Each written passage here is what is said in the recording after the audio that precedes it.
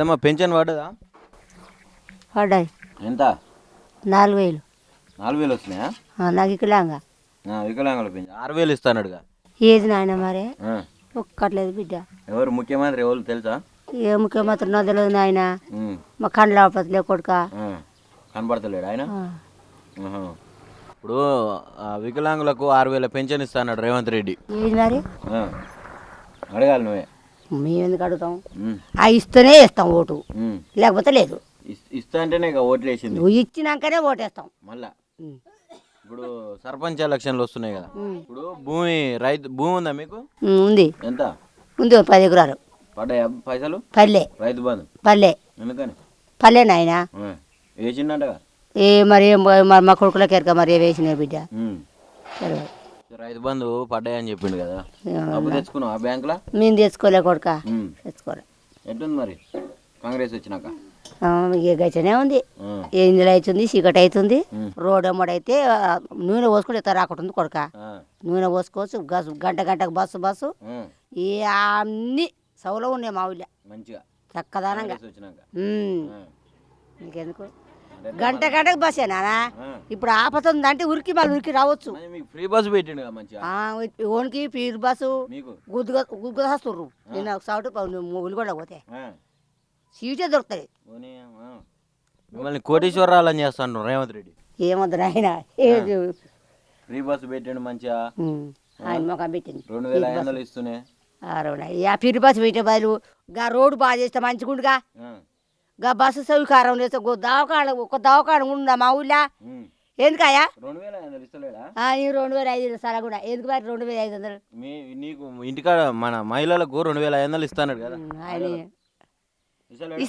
ఇస్తే కదా బిడ్డ. మరి గంటకు ఒక బస్సు లేదా నీళ్ళ సౌకర్యం మంచిగా అదేప్పుడు నీళ్ళు లేవు గీడ ఫిల్టర్ పెట్టి ఆయన ఇస్తున్నాడు. ఆయన 2500 ఇస్తలేడా? వాళ్ళకి ఇస్తలేడు కొడుక. 2016 రూపాయలే ఆయన. ఏంటి పింఛను? పింఛని 4000 ఇస్తానే కదా ఆయన మొక్క మీకే. ఆయన అమ్మ కడుపు కాల. మరి ఎట్లా ఉంది కాంగ్రెస్ వచ్చినాక? ఏందయ్యా కాంగ్రెస్ వచ్చినాక ఎట్లా ఉంది పాలన? కమ్మగా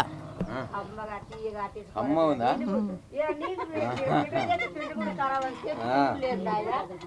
భూములు మరి ఎట్లా ఉంది మరి కాంగ్రెస్ వచ్చిన తర్వాత? ఏమైనా మార్పు అన్నారు కదా, ఏమైనా మారిందా? మీకు 2500 ఇస్తాడు. ఇస్తలేడు 2500? మరి ఆయన ఇస్తున్నా అంటారు, మీరేమి ఇస్తలేరు అంటారు. మహాలక్ష్మి పథకం కింద 2500 ఇస్తలేడా? ఇస్తలేడుగా. మహాలక్ష్మి పథకం పెట్టి 2500 ఇచ్చి కూడా మిమ్మల్ని అందరిని కోటీశ్వరాలని చేస్తాడు. ఏ కోటీశ్వరాలు చేస్తలేడుగా. మాకు ఇయ్యంది ఎట్లా కోటీశ్వరాలు అవుతారు? మహిళలందరినీ కోటీశ్వరాలని చేస్తాంటుంటే మరి ఎట్లుంది పరిపాలన? మా రోడ్ మంచిగా లేదు. మాకు బస్సులు వస్తలేవు, ఏం వస్తలేవు. మాకు ఏడా అయిపోలే. మాకు ఎన్ని వచ్చినాయి? వచ్చిన వాళ్ళకే వస్తుండే, రాని వాళ్ళకి వస్తున్నాయా?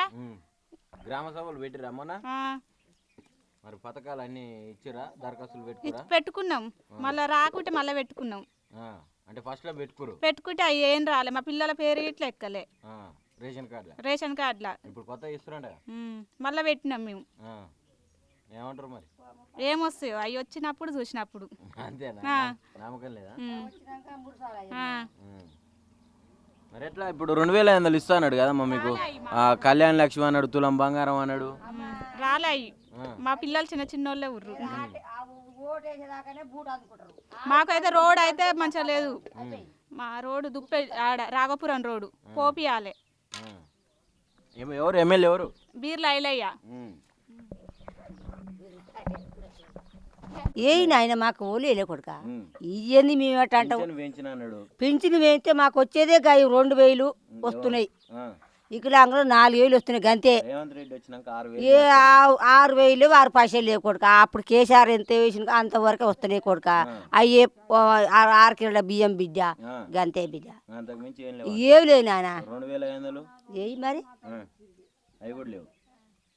2500 ఆ బంగారం అందడు ఇప్పుడు ఇల్లు ఇస్తుండు కదా ఇందిరమ్మ ఇల్లు. మరి ఇండ్లు అట్టాటి ఇండ్లు బొచ్చడు అయిపోయినాయి నాయన ఇందిరా ఉన్న కాంచే సర్పంచ్ ఉన్న కాంచే అన్ని ఇస్తున్నా కానీ బాత్రూమ్ నింపిరు బాపై ఓ పని చెప్పారు ఏంటివి ఇంకుంట పసరాని చెప్తే ఇంకుంట 4000 చేతిని కట్టే తీసుకు ఎవరు అంటే నాకెవరికా నాకు మింగిని రూపాయలు 100 రూపాయలు అంటారు.